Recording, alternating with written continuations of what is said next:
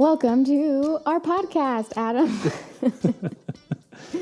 It's like I look at Allie and I say, okay, well, let's start recording right now. And then One of us says something's something. going to go. We just got to start it. Yeah. Today we're going to talk to our friend Jenny. Yeah, we're going to talk to Jenny. She has a blog called healthycrush.com. It's one of the more beautiful websites in the whole world. Well, thank you. That is a compliment because I designed it. Oh, so that you're welcome. We worked with Jenny earlier this year to redesign her blog. She's been blogging for a long time. Yeah. One of the OG bloggers. Back before it was cool. Yeah. And it's cool. When I first talked to her on Skype,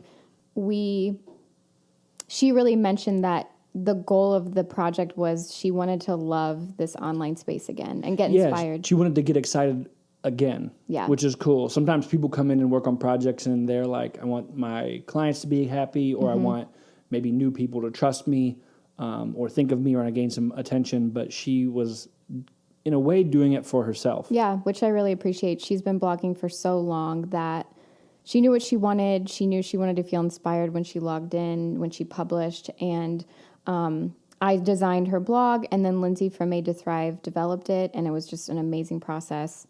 And it was great to talk to her today about, how does she make money online? Yeah, because so much of this conversation that we ended up having with her was about kind of her story and then how she actually makes money. And she kind of dives into the details of, what her revenue streams are. Mm-hmm. She tells a cool story about telling her dad that she was going to become a blogger. Yeah.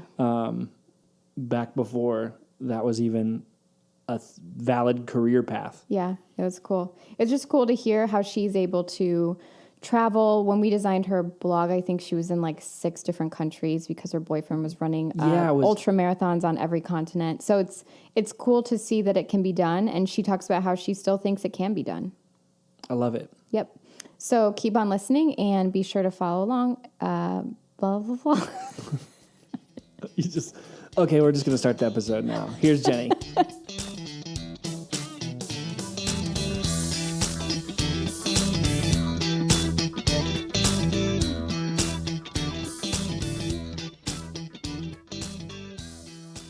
Hi, Jenny. Hi, guys. How are you? I'm great. How are you? Good. We were just chatting about how you're in San Diego right now. Is the weather amazing? It is. And, it's the same every day in the sense that it's sunny and pleasant. So I have to say that the one drawback to that is I forget that it's October, I'm like, yeah. I'm like, is it August? I feel so bad for you. Right? No, I feel like I would have when we visit San Diego, I'm like, gosh, I wonder at what point, if you haven't lived here your whole life, do you take it for granted? Or I feel like I would never want to work, or I would want to work outside somewhere. Exactly. Luckily, the place that I'm staying right now has this really beautiful outdoor deck. So I've been working out there. So nice. Sometimes I'm out there till midnight working on the deck. That's amazing. Just sitting under the moonlight. That's what I do in Ohio when the weather's nice outside. Like the last week, it's been very 75-ish degrees. People are like, the weather's amazing. I'm like, in San Diego, it's like this all the time. I know. I do miss the fall, though. I do. I'm from Massachusetts, so I'm used to, I grew up having all the seasons. So it's a little bit it's different. Funny. Yeah, it's different. Yeah. So Jenny, tell us about you. If someone follows you on Instagram, they're going to figure out pretty dang quickly that knowing what city you're in at a given time is difficult. You get to travel a lot. We helped work on your website, and you and Allie are Skyping from every different place in the world. Yeah, well, that was actually a funny time that we were building the website, because my boyfriend was doing this project where he was running an ultra marathon on every continent. So oh my gosh, I remember that. I went with him to a lot of those races, and he kind of bundled all of them at the beginning of this year. And so I was just in a different country, hopping from place to place, trying to get on calls with Allie. And it was awesome. Time difference. And then me, every time we would get on a call, I'm like, where are you now? Tell me about what this is like. Yeah. Did you, when you are with and traveling with a boyfriend who's just doing a superhuman athletic, heroic thing, and you're a health person, right? Your blog's called Healthy Crush. Yeah. And so you're no slouch in that world, but still the person sharing a house with you is like insane, like a freak of nature athlete person. How do you handle that? That seems like it would be daunting. Well, make you feel like a lazy person. It is sometimes, but in other ways, it's really motivating for me because I'm like, if he can run like 56 miles, I could run 1 mile today, So true. So it does kind of motivate me to kind of like get rid of my little excuses that I have for not doing, small amounts of activity. Yeah. That's so true. It's Yeah. Well, I think of so much of it's Allie and I, when we get into, one of us is always more motivated fitness wise than the other one is at a given time. And you can see that person being like, okay, cool. I'm like eating this for dinner. And the other one's like, all right, I have to make the choice. Like, do I go with you or do I do my own thing? Are we having veggies or pizza? Yeah. What's the answer? Veggie pizza. Yeah. Talk about your blog. So how did you get into it? Where did that come from? Like, when did you get started?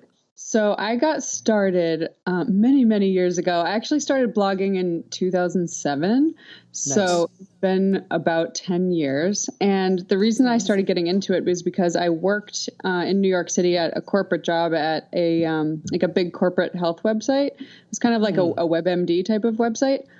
And I was managing all of the advertising contracts, and I was in a really junior role, but I was learning a lot about how websites actually make money. And before I worked at this website, I had no idea that a website could be a business. Like we were talking about earlier, a lot of businesses use their website or their blog as something to support their business. But I started learning, this website was making, at the time, probably like $20 million a month. And they were just sharing health articles. And so I was like, this is crazy. You're like, I can share health articles too. Exactly. So, a lot of their revenue was coming from advertising, but I was just seeing all these contracts come in, and I was also implementing the ad code. So I was really learning how the back end of the websites work, how it works to make money through advertising specifically with, the more people that come to the site, the more people see the ads, the more, and I was kind of optimizing the different ads to help them make more money. So I just learned everything about it. And at the same time that I was working at this health website, I started to learn more about nutrition and health and kind of what I believed was healthy. And I was going through a holistic nutrition program, the Institute for Integrative Nutrition. And I started learning all these things, and I had all these things I wanted to share. And a lot of it was different than what was being shared on the corporate website that I was working for. So I started thinking, okay, I could probably set up a website somehow, set up a blog, and figure out how to pay my rent by sharing health information that I'm passionate about. And so I had learned kind of the nuts and bolts from working there. I worked there for 3 years, and then around the same time, I found this guy's blog. His name's Steve Pavlina, and he had an article from 2006, and it was called "How to Make Money from Your Blog." And I found it because I was researching raw food diets at the time. I was like, I want to find someone who's gone on a 30-day raw food cleanse. And so I was reading, he had this raw food cleanse, and then on his sidebar, he had another article, "How to Make Money from Your Blog." And I was like, what is this? And at the time, I think he said his blog was making $1,000 a day. And that was like 2006. And so at that moment, my mind was totally blown.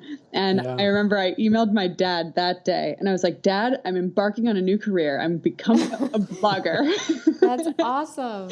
And it was just one of those moments where I was like, I know that I'm going to do this because I know I understand it. And I know that I can figure it out. So I just knew. That's really cool. Let's start, because I want to unpack two things from everything she just talked about. I want to unpack the mechanics of blogging piece of it, but then also kind of your take on the health thing. Sure. So let's save the health thing at the end. Sure. Cool. And we'll do all of our blogging questions at the beginning. Great. I think there's a lot of people listening to this right now, because we meet with a lot of people who are excited about starting something. They're on the very front end of. Last week, I probably talked to 4 different people who were starting some kind of blog or something like that. Talk a little bit about what were some of those mechanics that were important for you as you got started? So you were learning a lot of this stuff at your full-time job, but what are some of the key things that you understood that helped you be successful when you were doing it for yourself? Well, I guess the most important part at the beginning is to just really understand the basics of how to get in there and write and publish. If I use WordPress, and that's what I recommend to people, but mostly because it's the only thing I'm familiar with, but I've used WordPress this entire time. One thing I wish I knew at the beginning was I started on WordPress.com. And I'm not sure how familiar you guys are with like .com versus .org. I'm sure you're probably very, but a lot of people do start on .com. Yeah. So I'd love to hear your experience. I would have, if I could go back and redo it, I probably would have started on WordPress.org at the beginning and hired someone to help me right away. Because I started on WordPress.com, which, as you know, there's a lot less flexibility with what you can do with ads, and WordPress runs their own ads on WordPress.com. I think that's part of it. I'm not sure if that's still the case, but at the time it was. Yeah. So you just have a lot more control over your own money-making abilities if you use WordPress.org. So it's going to be self-hosted.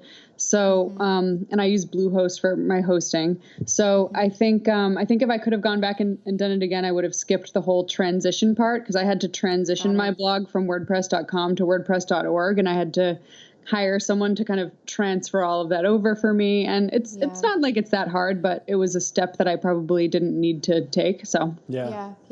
But I think the thing that stands out, and I hope that anyone who's thinking of starting a blog hears this from you, is you will have to go in and just learn stuff. There's times where we meet with people where they're like, oh yeah, I just want everything set up for me, and then and I think there's something where if you're the type of person who's willing to, I don't know, I'm just going to get started on WordPress.com and write for a while and then transition as I need to.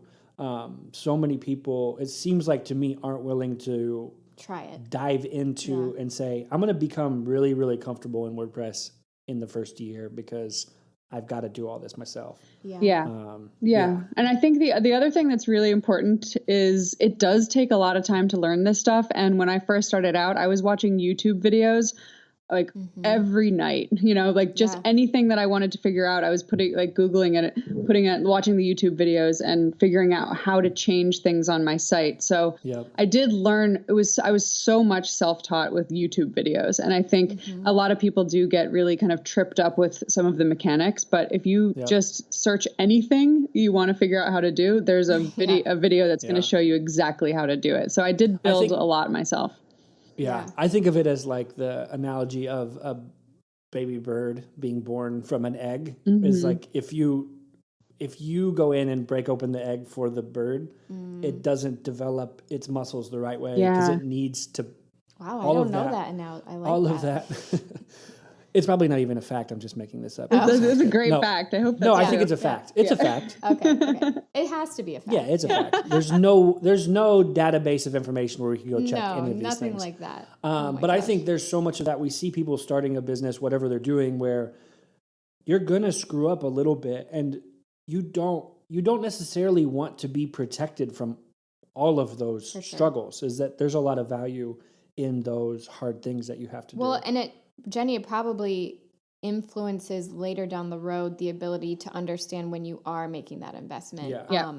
And all those different iterations your blog has seen. Yes. In this whole process, when you were blogging, when you sent your dad, when you called him or sent him that email or whatever, were you already involved in IIN?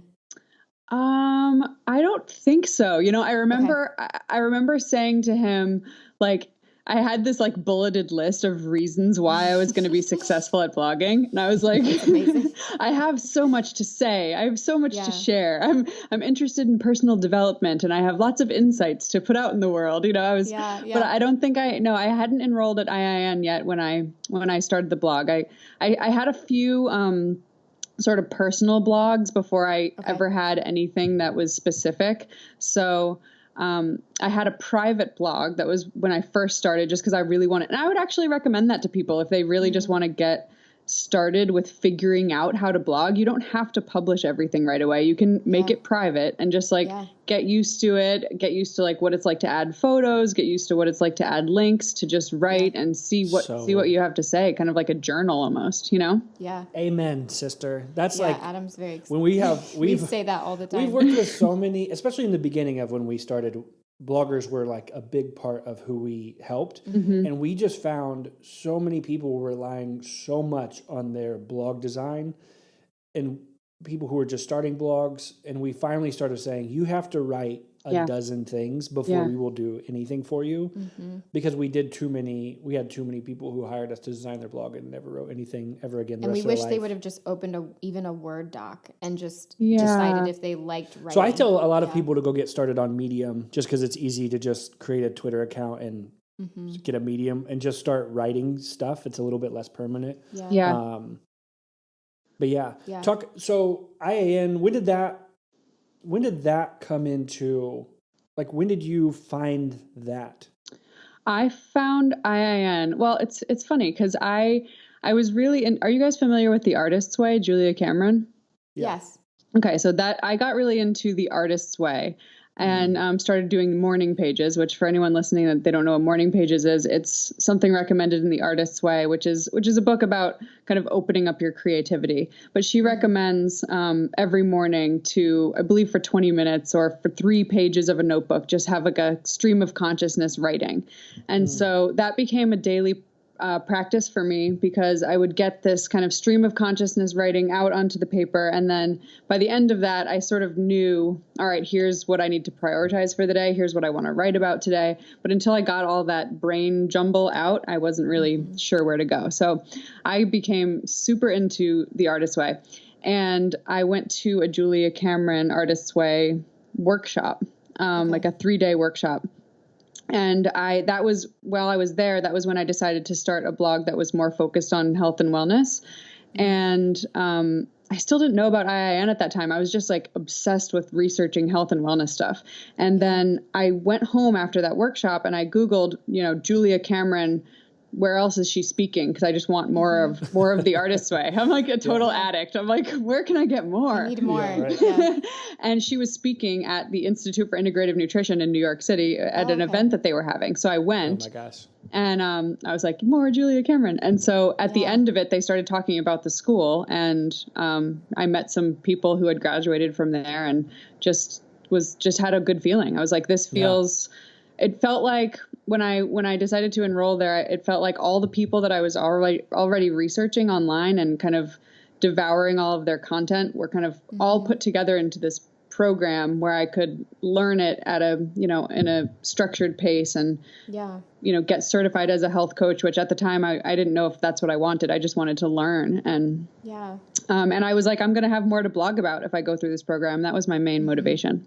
Yeah. So many people we've met who've gone through IIN have been just fascinating. And most of them didn't get into it because they were like, I want to become a health coach. It was, I want to explore. Yeah, and learn more. Or just, see where it took them personally with their own health and wellness journey, which I think is great. Exactly.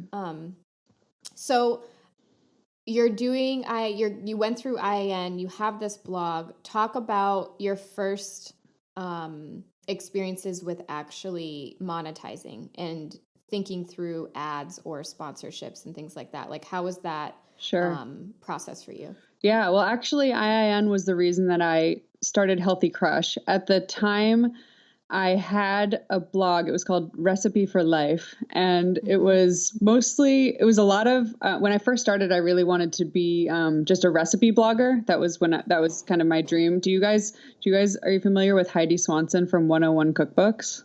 I'm not. Okay, well, check her out. She's been around for many, many years, but she has these gorgeous recipes and just beautiful food photos. And when I saw her site, I was like, this is what I'm going to be like. So I started out with recipes. It's changed so much since then. But IIN launched this contest that was like a business building contest. Okay. And it was basically like a 60-day contest, and you had to make a video, about, building your business. And they chose these people, like a bunch of winners, to go to a conference in Costa Rica. And I really wanted to go to the Costa Rica conference. So I decided I'm going to build, the blog of my dreams. And I decided I was going to build a blog, I think at the time I wanted to have 5 different revenue streams set up. I wanted to have a weekly newsletter. I just kind of had all these things that I wanted to get done in 60 days. And this contest kind of lit the fire under me to do that. So I already knew, of course, from my corporate job about advertising, like display advertising, meaning, when people the more eyeballs come to your website, you make money from that. That was the main way that the corporate website I had worked at was making money. And most of it was through pharmaceutical advertising. So I was like, there's got to be another way. Yeah.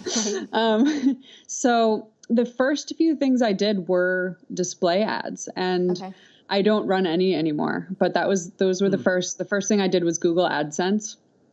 And then the second thing I did was to get on ad networks. And so for those of you guys listening, an ad network is basically a network of different advertisements that will show up on your site. So you don't really have much control over what ads are going to show up. You have some control, and I think it's probably gotten better about what kind of control you can have. But you basically sign up and they put up whatever ads they want, and then you make money, and you don't always know what's happening. So that's where I started, and that actually worked pretty well for me at the beginning. But then I started to get emails from people saying like, hey, I saw an ad for Jimmy Dean's sausage on your site. Like, is that a mistake? And I was like, oh God. Is this connected? Yeah. Like, this is not right. And so I just started to feel like the display ad stuff, I didn't have enough control. And I just really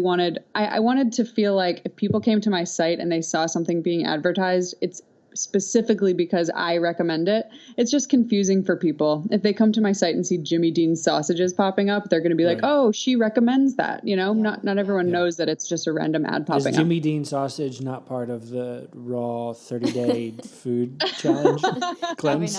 I know. I feel bad. I shouldn't be like, I'm not trying to badmouth Jimmy Dean sausage. It was just like an example.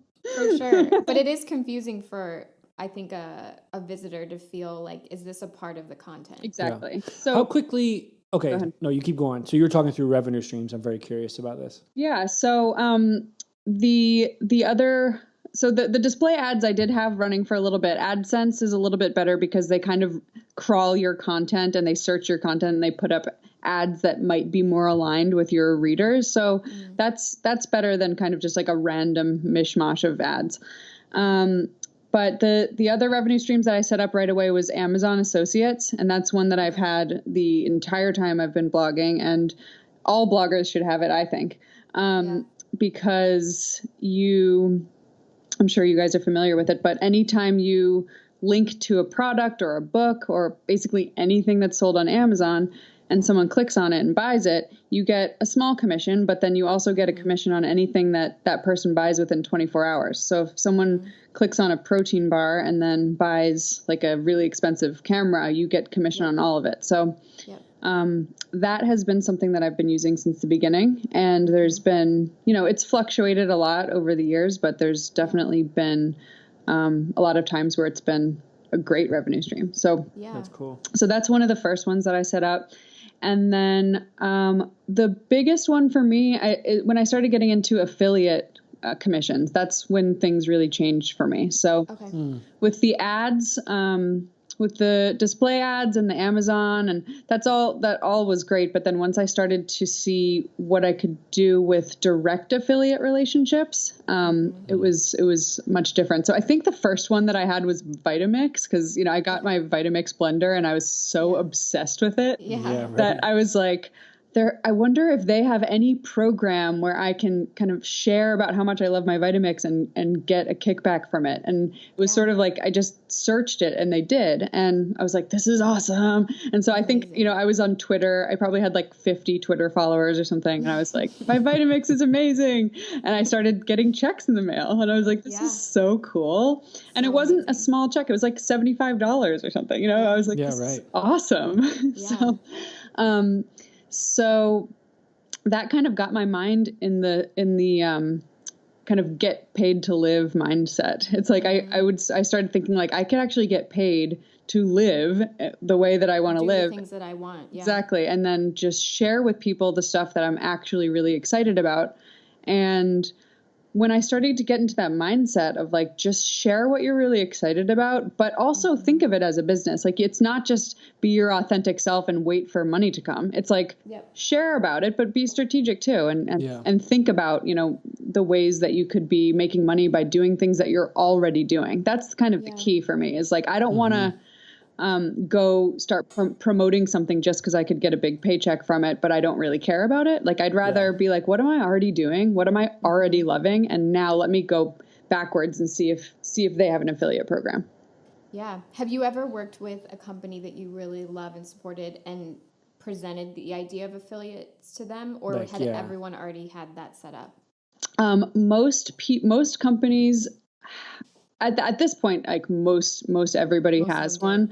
At the time when I first started, it was more the direct relationships with like an individual that I had to set things up with. So, a lot of my friends have their own, wellness coaching programs, or, one of my good friends has a hormonal health program. So like things like that at the beginning, I was like, I would really love to share about this. Can we set up something? And they would sometimes like set up a specific link for me where they could just track in their cart. A little more manual. Yeah, a little more manual. But yeah, with individual people, there was a lot of that at the beginning. But I love that though, because like you said, you treat it like a business, and within your network, if you have a lot of people who are plugging the same thing, talk about how you can help each other. Right. It could be easy to just, let me just share it because we're friends, but I really do think it helps both parties involved. We helped one of our clients get started and put together a affiliate program,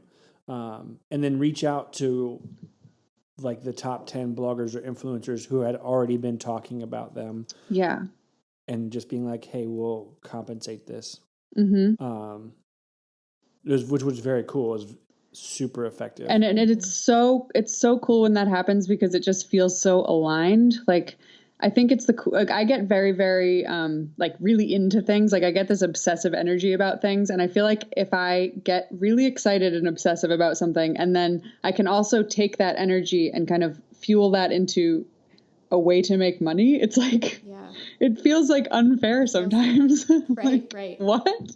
It's cool. Yeah. So that is cool. And just in case that any of your listeners like don't know what we mean by affiliate program, it's basically if I share a link to something like a supplement that I like or something, and then then someone purchases it, then I make a commission off of it. And some of those are like really high level things, and some are really low level things, meaning price wise. But but the cool thing about a blog is that it sits there forever. Exactly. And if somebody comes across that article a year from now, it can still generate affiliate commissions for you.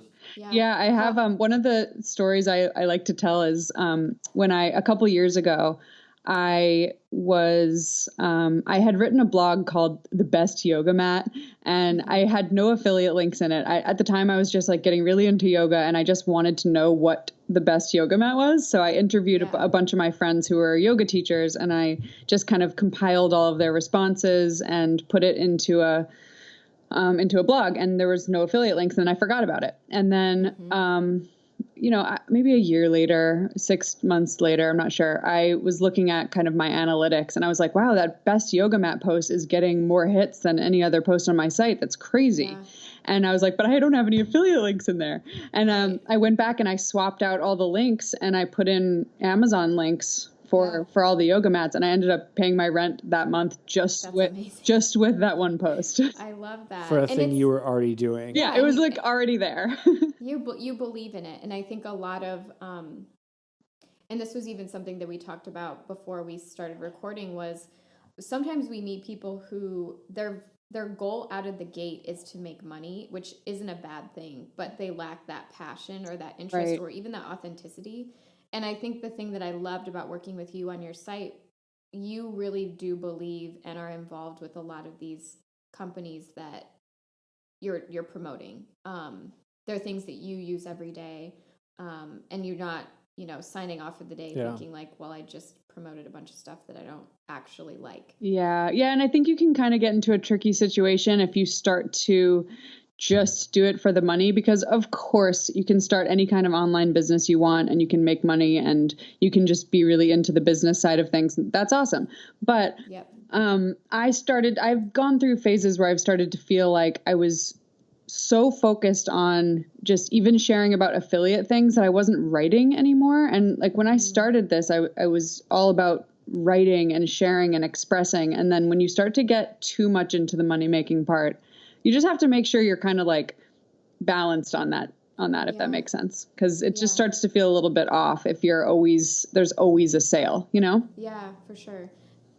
Almost like Adam was saying, allowing certain posts to sit and generate revenue while you talk more authentically or explore different things curiously, and letting some of those older posts or pages on your blog really generate that revenue. So I want a couple more sort of tactical questions about blogging as a business. Yeah.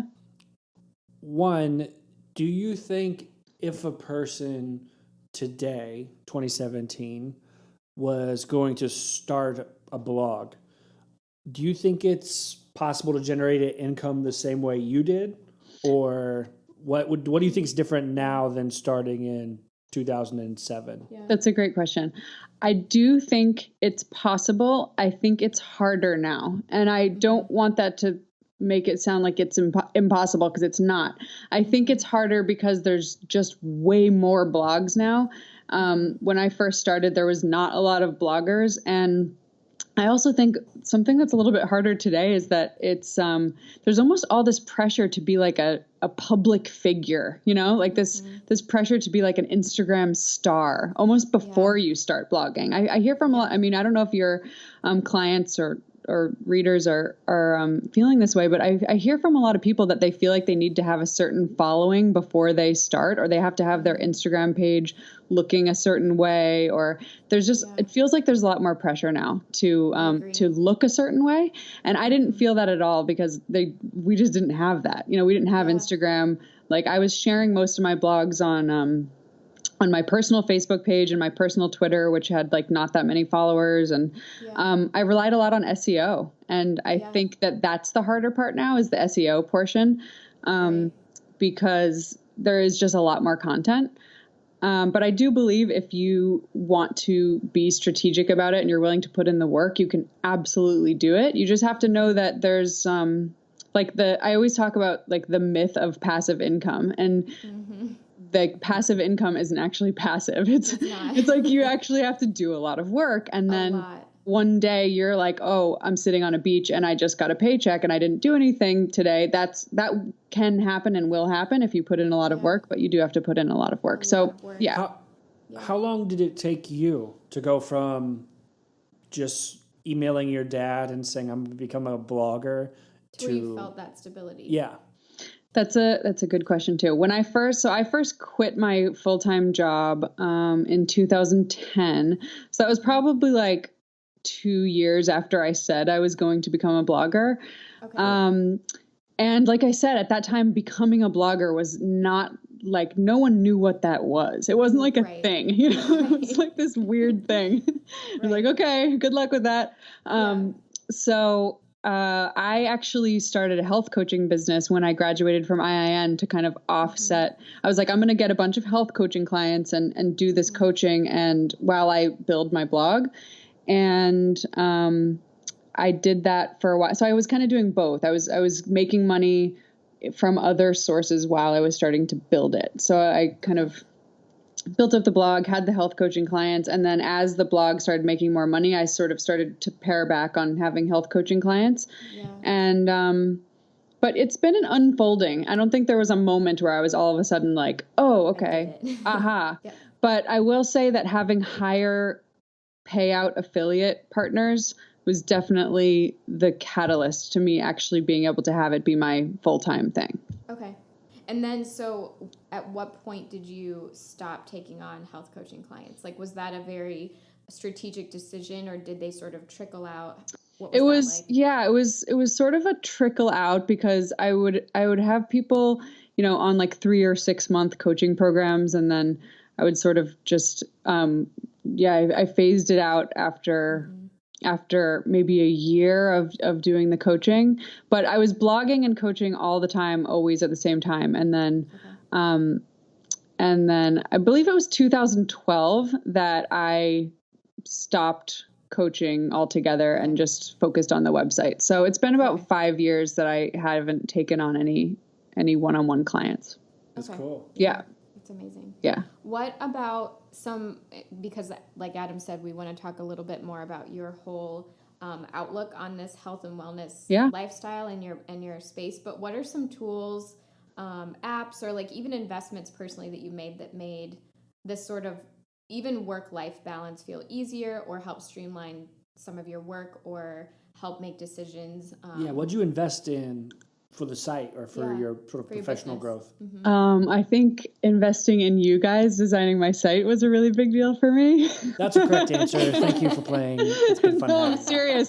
That actually was like a big moment for me because it was like kind of the moment that I was just like, let's get more serious about this. And when you've been doing it for a really long time, you sometimes can get like, just not as pumped up about taking things to the next level. Cause especially the hardest part for me was once I built my blog, I put all this work into it. And then there came a time when I did start making that passive income where I could not work for a few days. I would not really even open my laptop sometimes and I could still make the same amount of money. And once I learned that, it was really hard to go back into work mode.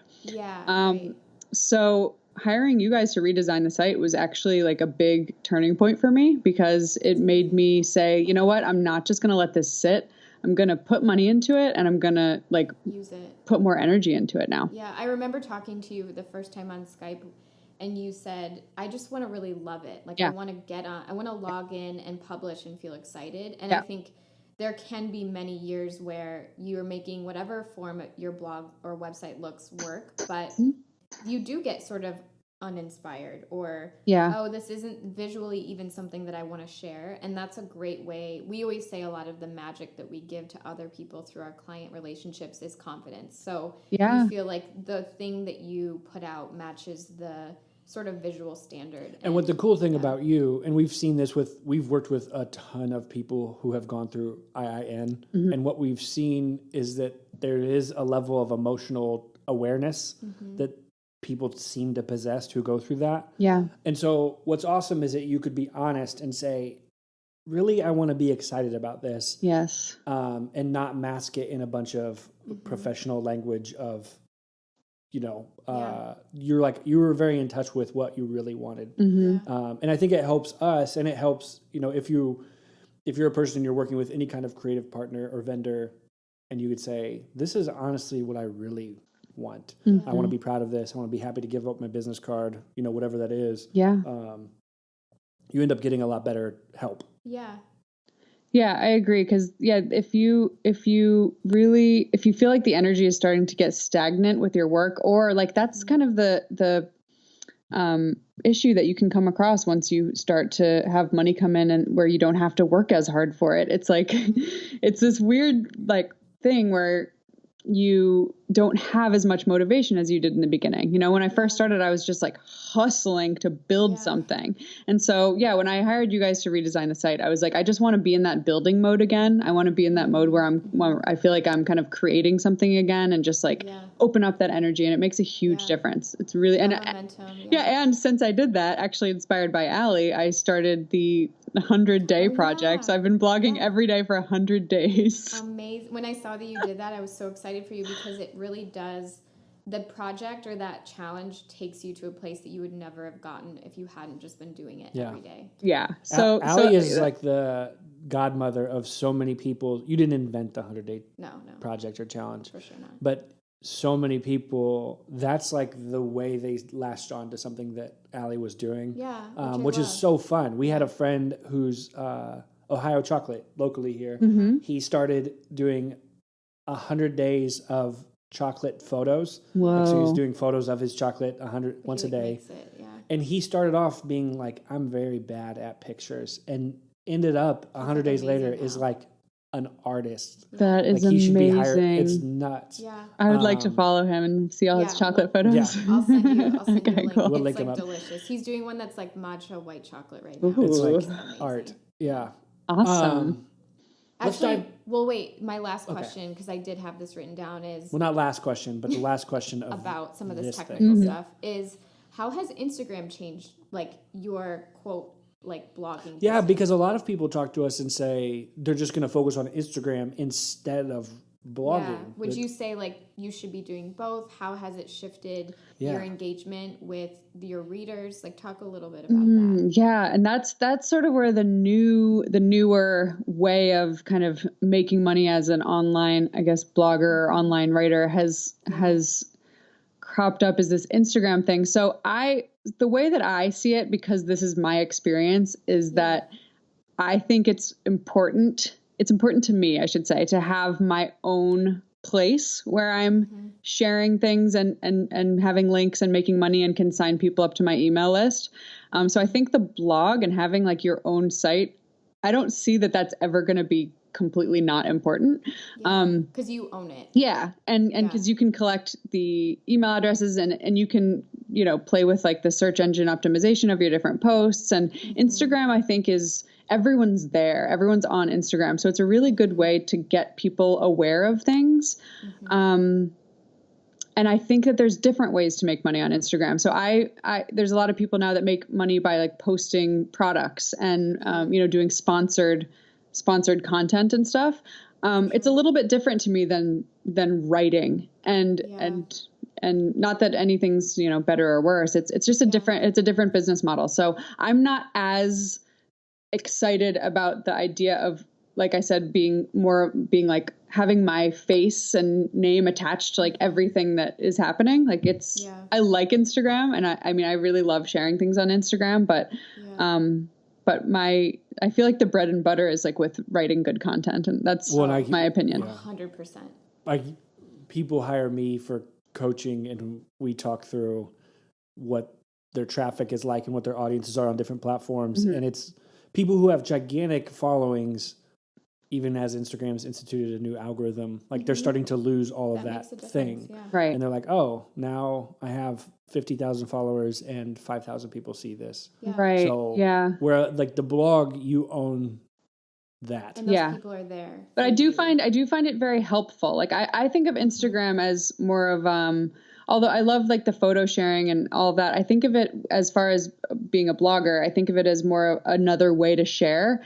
So I really like linking to my blog posts in my Instagram stories, or, I get a lot of people from that. You put something in your story and put a link in it and people go to the blog. Like it's more of just to me like another Facebook or Twitter, or a place to put your links and a place to get people. Because if I blog and I don't post something on Instagram, it's fine. But if I post something on Instagram and I say, hey, new on the blog, blah, blah, blah, there's going to be this whole other group of people that's going to go over to the blog and read it that wouldn't have seen it.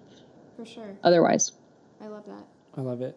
Everything You're like you said, we're like nodding our heads. Yeah, did that answer your question? I feel like I'm like going off on a tangent. Because I do think some people, we've had a few people who talk to us and they say, I think I'm going to just push and kind of microblog on Instagram, but you don't own that. And Instagram could completely change its business model, or their algorithm is going to most definitely change again.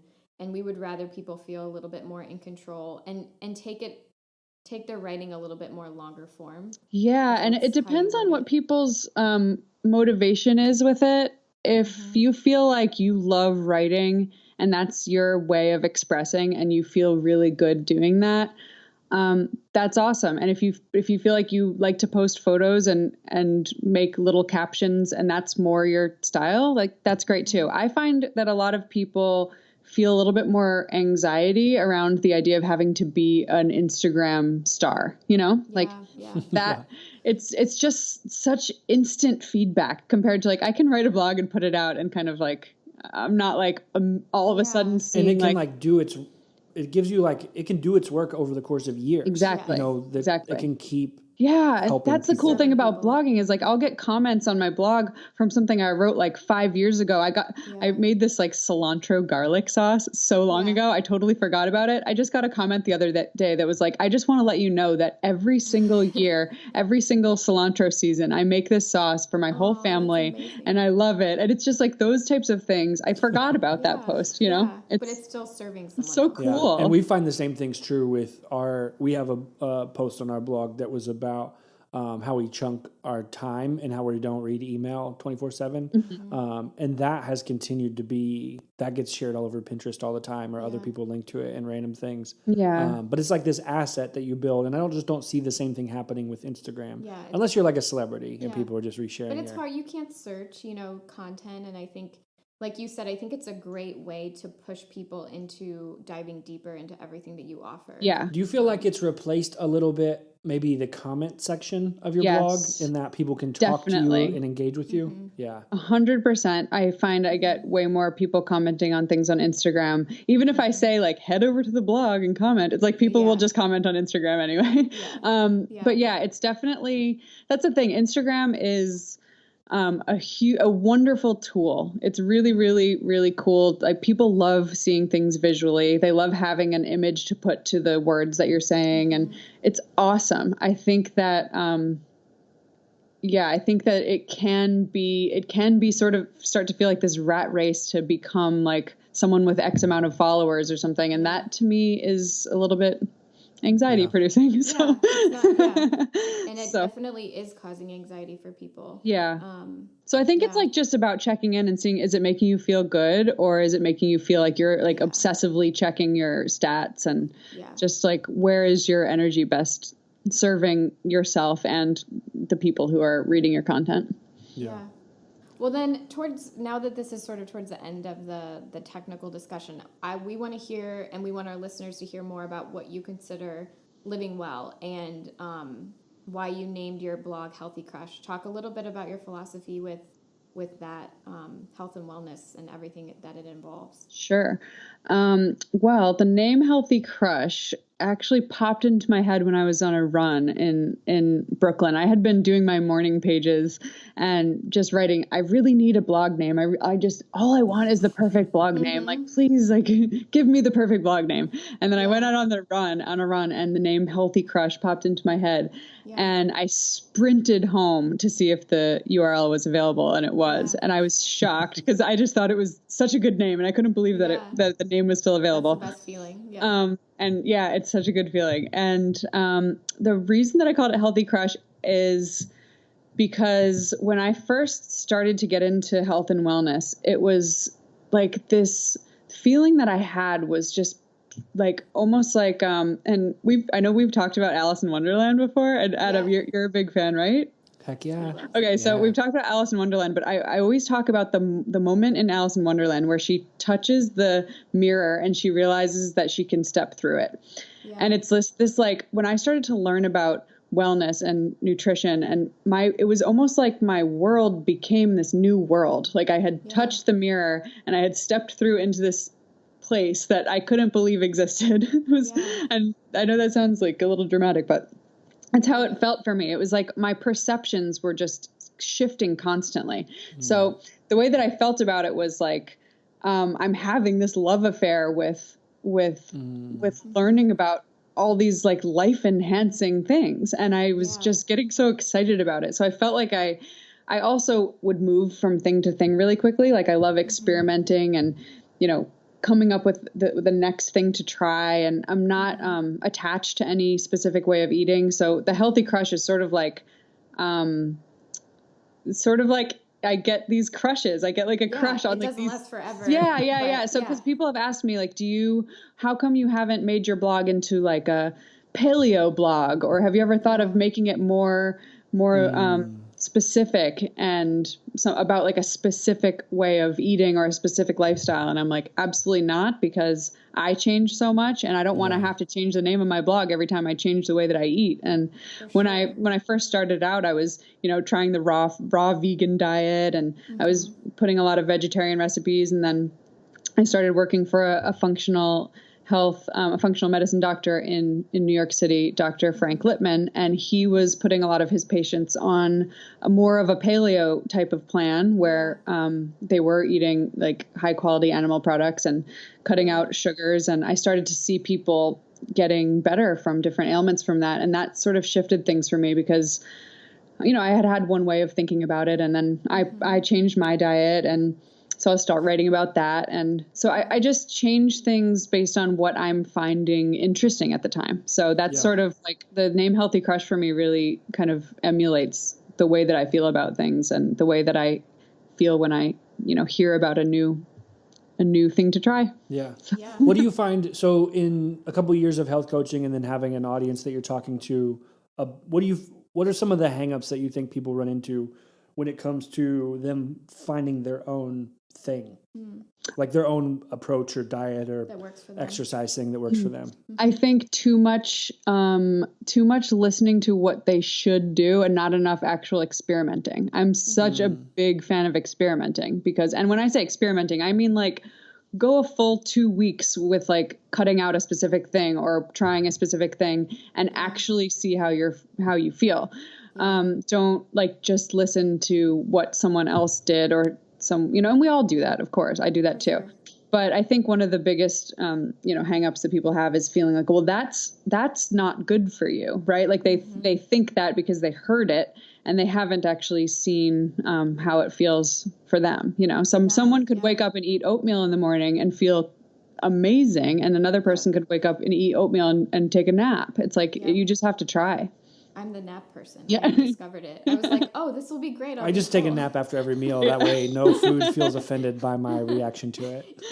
Equal playing time. Oh, but I'm so much about self-experimenting. I will never ever tell anybody like this is the way to go. I mean, there's certain things that I have like hard opinions on about like processed foods and artificial sweeteners and things like that, where I just don't recommend that they're health foods for anybody. But aside from that, if you're eating like real food, I don't think anyone can tell you the perfect way for you to eat. You really just have to experiment. There was a health coach or a dietitian that we worked with, and she used the language. So she had a big thing of really advocating for people that food was neither good nor bad, that it's different for everybody. Yeah.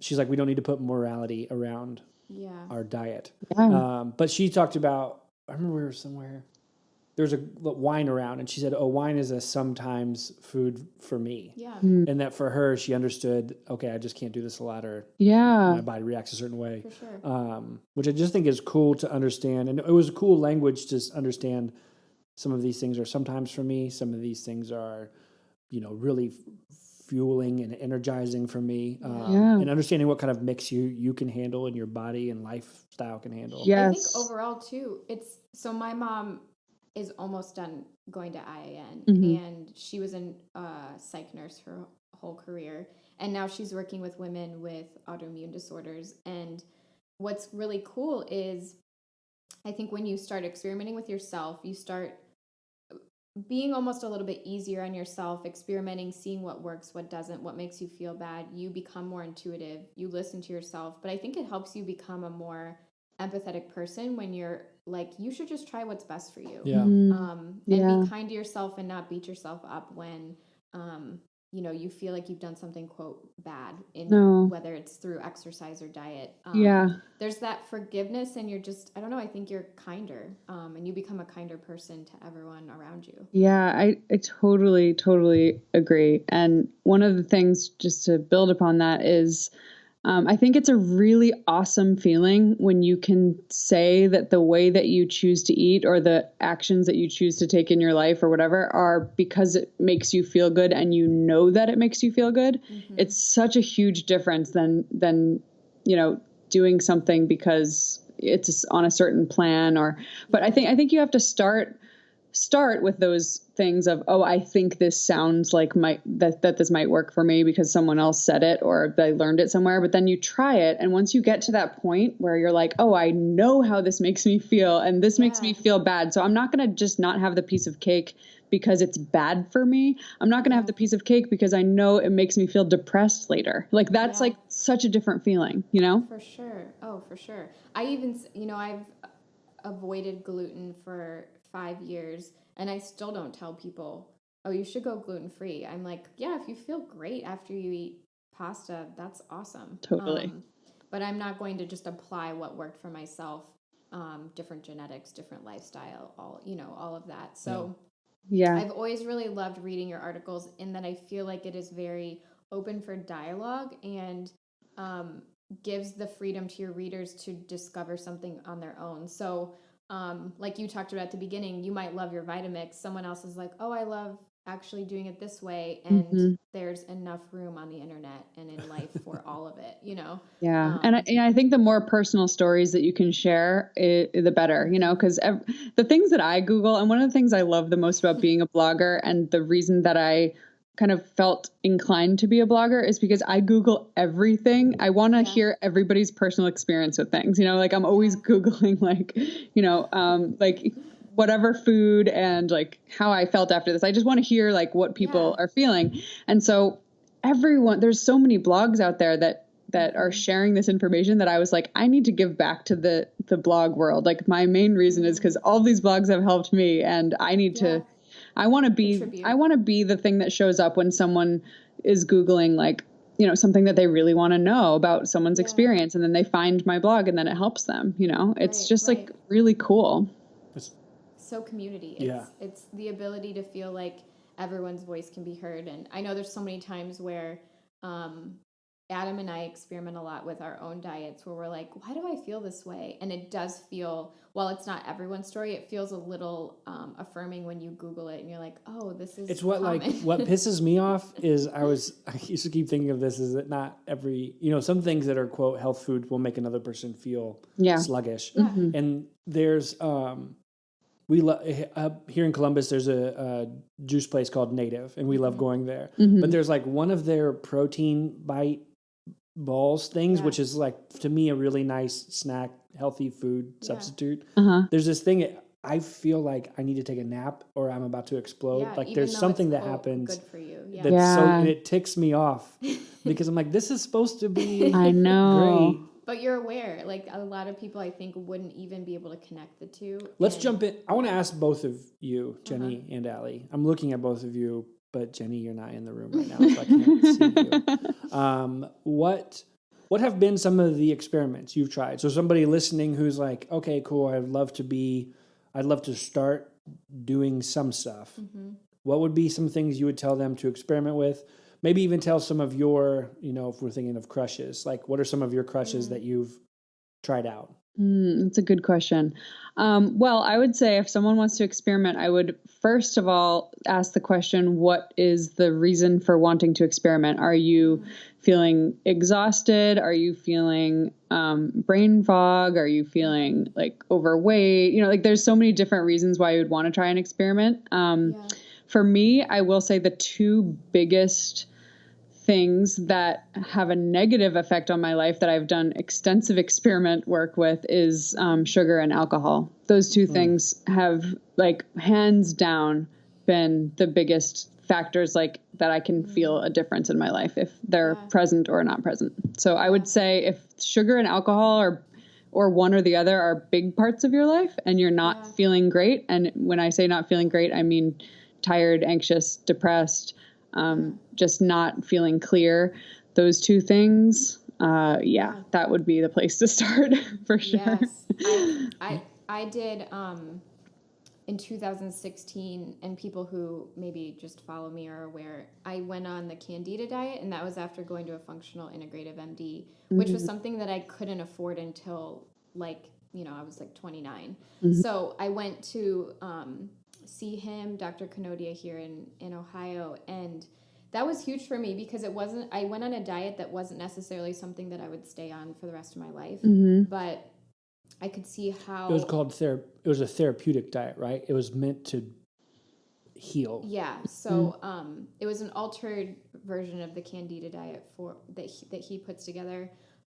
So for me, I think experimentation has been investment in something like that. I also, over the last year, have experimented with going off traditional birth control in the form of the pill, not the intent of having a child. So learning about your own cycle and how your body works and how we all don't ovulate on the same day is like huge. Like I just was Yes. so amazed at how poor of a job we were taught as kids, kids or preteens or teens. Or not taught, or just taught, like accidentally hope to learn. Yeah. Yeah. So learning all of that and understanding that you have a lot of control over how you feel Yes. and how your hormones work has been huge for me. And like I said, I couldn't have done that when I was 22. Like be easy on yourself if you're like not at the point in your life where you can invest the time. Yeah. I would never shame someone for like, oh, you should have been doing this, because I myself, it took, over 10 years to get there. Right. Yeah. You know when it's the time to start something. Yeah. But I completely agree with the sugar and alcohol. I was off sugar and alcohol for over a year. And when I started integrating it back in, I'm like, oh yeah, I remember this feeling, I don't feel great. And I don't eliminate it 100%, but I'm very aware of, I'm doing this to myself if I feel that brain fog, or it hits me in the form of like sinus issues. So it looks like I'm just, sneezing all the time. Yeah, totally. Yeah. And for me, I think the thing that I'm most interested in and always have been with nutrition and health is mood. And for me, the sugar and alcohol bring me to a place I don't want to be. So that became very, very clear. And the more experimenting you do, the more you say, oh, I actually am in a much better mood. I'm much happier. I'm feeling calm and excited. And if I have certain things, I don't feel that way. So what have been some of the things maybe for both of you that are either nourishing or like really energizing? So there's some things that you would want to cut out, but what are some things you're like, man, if this is part of my day or week or whatever, I feel amazing. Maybe if somebody was going to experiment with something to add into their routine. Well, my everyday suggestion would be in the morning I drink yerba mate instead of coffee, and I'm not like I'm always off of coffee type of person. I go in and out of having coffee, but I also have like I've mentioned before, I get like very addictive about things, and so when I start to have coffee a lot, I start to actually get more tired and more anxious. So when I first found yerba mate, which is a tea. I make it in the French press, loose leaf. I make like a really strong brew of it every single morning. It gave me this energy that I was wanting from coffee, but without any of the negative side effects from coffee. Yeah. And I drink that every day. I mean, if I'm traveling, not always, but that is my morning thing. So I would say if you're having any type of relationship with your morning coffee that isn't totally positive, I would say try yerba mate. And again, not against coffee, I love it, but yerba mate gives me like a really great energy. And I can even drink it in the afternoon sometimes if I know I need to like, pump up my energy for something and feel fine. And I love yerba mate. So that's one of my suggestions. Yeah. I would say my biggest thing is adding in healthy fats to my diet. I don't get hangry when I have a higher fat diet. And when I get hangry, it is real, and it is not pleasant probably for anyone around me. Oh, we love it when you're hangry. Oh, right. I'm sure. You're beautiful. So I definitely think, making sure that my diet isn't just like only protein or only carb and having that healthy balance, but, incorporating oils, not in necessarily like the cooking part, but, avocado, things like that are huge for me. Absolutely. Yeah. Healthy fats are big for me too. I love avocados.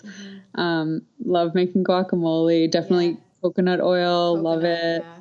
Thank goodness for coconuts. That's how I know. feel sometimes. Yeah. Geez. Yeah. People have been so afraid of fat for so long, and that's just that's a shame because our brain really needs fat. Yes. Yeah. I think it's one of the things I notice is fats are very easy to skip. It's like a very easy thing. If you just kind of haphazardly go through your day and eat whatever's presented to you, or even at a lot of restaurants, if you're going out, it's easy to miss stuff that contains fat. And that's when I learned, like, if I do have a salad for lunch, I can be strategic about what's on it. It's not like, but if I just think only salad, like, oh, that's healthy, it's not, there's not a lot of sugar or something in it, I still make sure that I keep it balanced, you know. Yeah, because you want to be satisfied. You want to leave your meal feeling full and satisfied, but not like not lethargic. Yeah. When I was on when Allie was going through the candida diet, I was doing the ketogenic diet, which was probably for me was the best experiment that I've done thus far. Really? But I don't think it was. It's not even. It depends on who you read, but it's not meant to be sustainable. Yeah. Did you go through like a carb flu at the beginning? No. Okay. Because I tried it once and I was so sick at the beginning. I got through it and felt awesome. But at the beginning, that like carb detox was very real for me. Yeah. No, and maybe it is, maybe it just doesn't present itself in me in a really intense way. Yeah. But that to me was the most interesting. I found that I can't like sustain my life in that low of a carb thing. Right. But I also like don't need to go the entire other direction. Right. But yeah, it was just starting with that. And then all of a sudden I think, and you've probably experienced this, but once you start to take control of a couple of those pieces of your life, you start to realize I'm very much in charge of how I feel in a given day. And I might not know that I react a certain way to a food, but I know how to figure it out. Yes. And I think it's so empowering to be able to have something you're in control of at that level. Yeah, because then you can really start to get to the point where you can almost look at a food and be like, I know that's not going to make me feel good. The best ever was Allie had done this candida diet, which was you limited to like 6 grams of sugar a day, which it was like not, like I said, it wasn't a lifestyle. It's not a lifestyle. No, it was, but 6 grams is very little. Yes, it's very like little. You breathe the air around a blueberry, and that's 6 grams. You can't even really eat any type of packaged or pre-made anything. Food. Yeah. And so, but were we in Seattle? Yes. We were in Seattle, and we were at this place that was like these molten lava cakes, where it was like this molten chocolate inside of this that moment cake. I said, you know what? I'm going to eat this. And we went for it. And I still have this picture on my phone, and it was like Allie ate that, and immediately we're about to explode. Like, I felt fine. It was later that day at our hotel where I was like, I feel like I'm actually dying. Yes. And in the moment, though, I had a great time. Like, I think that's the difference. I was at a place where I could be like, this is funny. Now I know how I feel when I go from not eating sugar for a year to eating probably like, 80 grams at once. And so, yeah, it was definitely like I understand what this food does to me, and I have the freedom right now to just lay in bed, but this is not like a great feeling, Yeah, and that's why I actually am such an advocate of cutting things out completely for a period of time.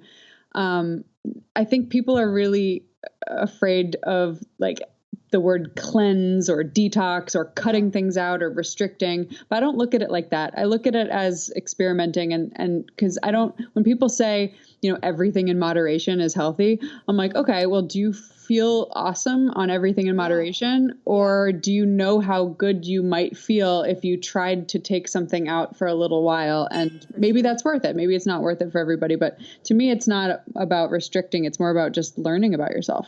Yes, exactly. And the ability to get to a point where your body can communicate with you, So taking something out for just a day might not help you fully understand how you feel. And so, just like you keep saying experiment, but I think that's huge, and don't follow any rules. And it's not even, because I think Allie and I we were both going through intense things at the same time and living with each other, is we found that both of us in the middle of trying things, we got really averse to some foods. Like we had to remind ourselves like, hey, there are some things you can eat that are good. It became easy to like try to skip a meal or try to not fuel yourself, which has its own sense of problems, but you have to get started to learn how you're going to handle all of that. I think my biggest surprise is, and I would say this to everyone, after doing that more intense diet for a year, you can find the time. Owning this business with and Adam, the money. Yeah, owning this business with Adam, and being responsible for our own income and growing a team, I still was finding a time to eat the food that was healing me. Yeah. And it's easy to even now, a year later, to be like, I don't have time to eat that way. And I do. Yeah. It takes sacrifice and time, but I firmly believe that anyone can do it. Yeah. And like the interesting question that I always have for people, because a lot of people say, well, I could never give up blah, blah, blah. I could never give up bread, or I could never give up dessert. And those are the statements that are really, really curious to me. Cause it's like, okay, when you say that, like, what would happen if you tried? Like, just would you actually, for a day? Yeah. Like, and it's interesting because we're really, really attached to our habits, and we're addicted to a lot of things. So when you say like, I could never give up bread, it's like, all right, well, like, I mean, maybe not everybody's interested in that. And, but it's a curious statement to look into for yourself. If there's something that you think that you actually could never give up, and what would happen if you tried? Well, it reminds me of even just generally how people are, if they're like, well, I'm stubborn, so that's just how I am. It's this like unwillingness to just try to. Oh my gosh. If someone's listening to this is our number one red flag of anyone who ever wants to try and work with us, is people who are accepting of their own craziness in a way of saying, oh my gosh, I'm just like really high strung and anxious all the time, so that's just how I am. Yeah. And they're like cool with dumping that on everybody else. And not taking responsibility. And so we had one project that when people were just like okay with, I'm going to dump this all over everyone emotionally. You guys were talking about cutting things out of your diet, how it's impossible. It reminds me of maybe, and this we can end this because I think this might be kind of fun, end on this question, is I want to hear about both of your failed experiments where you tried a thing, but it didn't work. But I'll go first because Allie and I did this thing, this was like 6 or 7 years ago. We got really excited about some kind of a juice cleanse thing where we researched all this stuff, and there was one of the groceries here had a thing where you could essentially put the juice cleanse, like all the days, you send it to them and they buy all the produce for you and juice it. Yeah. So it wasn't even like you're buying pre-juiced bottled things. It was really juiced produce that was just there. Yeah. And we spent a lot of money on and filled our freezer and fridge with like this intense thing. Day number 1, it was mostly we're just drinking beet juice all the time. Never had done that before, which if you ingest a ton of beets, things that happen in the bathroom are weird and like surprising and shocking. And then by like 4 p.m., Allie and I were just laying on the couch in like the most... I was like, we had pancakes. No energy. We had nothing. And we gave up. And we spent 12 hours. No, not even 12 hours. Probably not. We spent 8 hours on that diet. Yeah.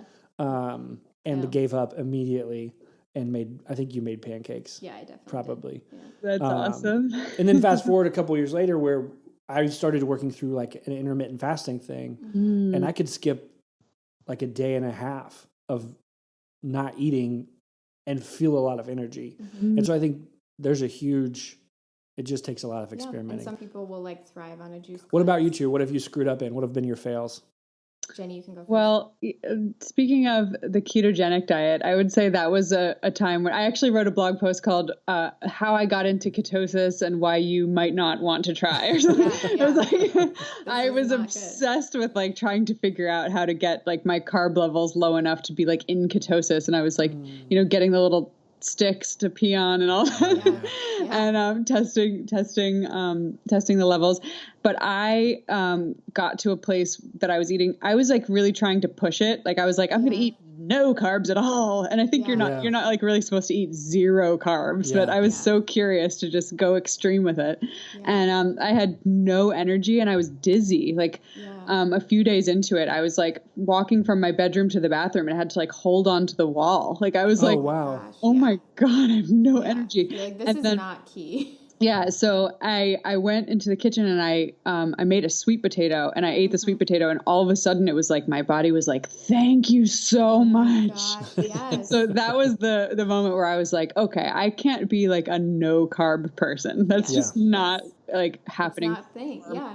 for me. Yeah. I felt the same way when the candida diet I tried before seeing my doctor had this sort of week-long cleanse that led up to it, and it was just only vegetables. And like, This it was weird comical. Drink. It was this weird drink you created. It wasn't even weird. It was like the apple cider vinegar, lemon, cayenne pepper thing.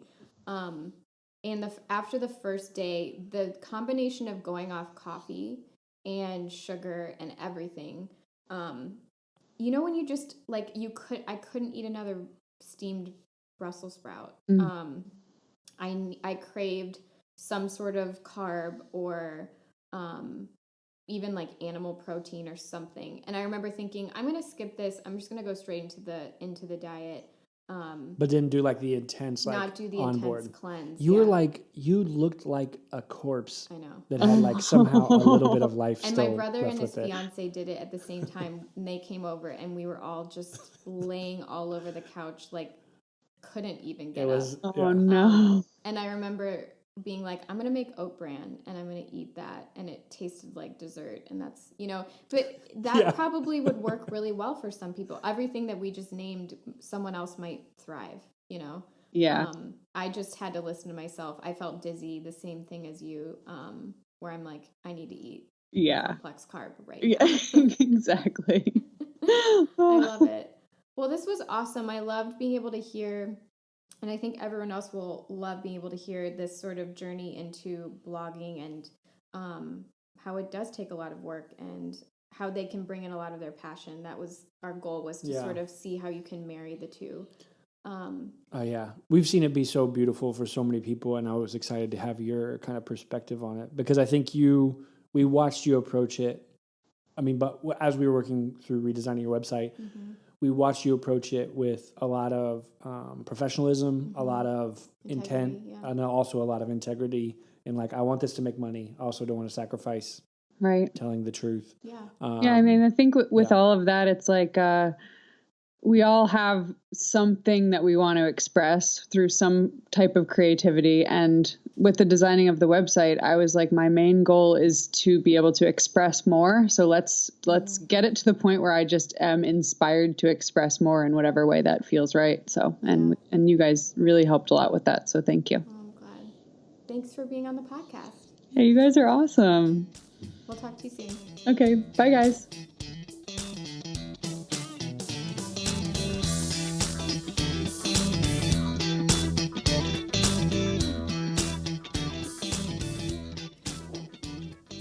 Thanks for listening. And now one of my favorite parts of the episodes is listener questions. I feel like there should be a jingle. I know, we need to create a jingle. If you have a jingle, please send it in. Please submit it. If you're still listening after all of that whole episode, you deserve to have here. a jingle published. Yeah. Even if you're not a musician. And then you can go on LinkedIn or your resume and I'll endorse you could be a published jinglist. Jingle maker. Jingle maker. Today's question is from Tony. She has asked a few questions before, and she attends a lot of our workshops, and she put in her 2 weeks notice to start her own. She's upgrading her side hustle to full-time hustle. Yeah. And she asked, what's your best advice for someone who just quit their day job to peruse their daydream? And after she asked that question, I was like, cool. Did she say peruse or pursue? Peruse. Really? Is that the wrong word? I don't know. Pursue would have been like the thing I would guess. But peruse kind of sounds like you're like, I'm going to like. Oh, maybe she said pursue and I typoed it. But I'm reading peruse. But if pursue is right, she probably wrote that. I love it. Who cares? What's the question? What's your best advice? That was the question. Were you not listening? I was trying to give you like a gentle way of just moving on. Do you want me to repeat it? No, that's good. Okay. We got it. Best advice for someone who's jumping into their thing full time. You go first? I'll go first. Okay. Well, because there's three kind of main things that we cover as I start working with people in a coaching relationship. True. For people who are talking about jumping career-wise, is one, you have to do your math, if that makes sense. And you have to be honest with yourself. So many people I talk to say, I'll say, how much money do you want to make? And they'll say, I want to make $100,000 a year. Like that's, because I think that's like the cool thing that gets advertised a lot. Yeah. But you need to understand, have a conversation with your spouse if that's part of your situation, or understand your bills, understand how much of your savings are you willing to get into. Seth Godin has a podcast. If you search for him on iTunes, he has a podcast, and it's just kind of this self-contained, it's like an audiobook almost, called Startup School. And in it, he talks about one of the best things that he advises new entrepreneurs to do is have a conversation with their spouse and get an agreement with, or your family, have an agreement of how much are you going to dip into your savings, how much are you going to dip into your 401k, how much are you willing to jump into those things, and just have a real conversation about it, because so many people don't have their math set. Yeah. And then that's ultimately the thing that always ends up like pushing people back into going and finding some other job. So doing your math is the first part. The other two parts, I would say, understand how you're wired and know what your strengths are. And so just when you're working for yourself and you're working all the time, you have limited resources. You probably don't have a gigantic team to kind of balance everything. And so you just need to do the things that naturally you're really good at. And so if you're working from, if you've built your job to work along with your wiring versus fighting against your wiring, you're going to end up going a lot further, a lot faster, and not struggling through so many things. I think those are like the big two that always get started. And the third is just get real dialed into whoever your customers are and start to get so in their head. It's nuts. Do surveys, call someone on the phone, ask them questions, ask them what they're struggling with, give them open-ended questions where they can just talk. Because the more in touch you are with those people, the faster you will have products or services that people want real bad. Or need. Those are really good. And I would say, based on my own experience, I would say if you're one person business, you're working out of your home, you don't have a lot of overhead, it would be very easy for you to just pay yourself everything, like transfer everything from your business checking account to yourself, and you will end up paying a lot in taxes. So be smart about. That sounds very specific, like that's happened to you before. Yeah, it happened to me the first year I was working full time, and that amount of money that you will owe is very large if you take home everything that you make and you're doing well. So just keep in mind, there is, be a little strategic when it comes to writing things off and keeping things in the business, and, making purchases for yourself before the end of year. Those things can sometimes feel like not real pieces of advice, but it is true. What people experience when they're a full-time employee of some other place. That often you're not thinking about, I can write this off on some other thing. Just take advantage of some of that.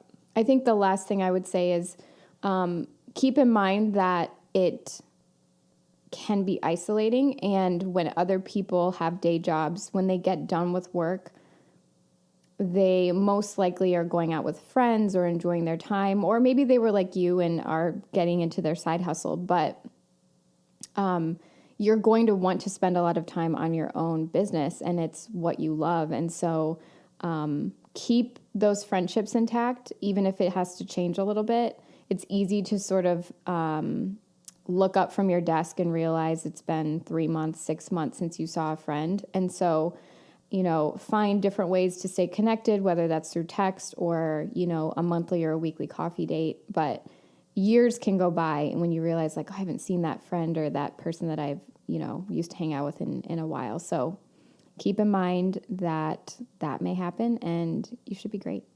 Truth. Thanks, Tony. That's a great question. Bye. Bye.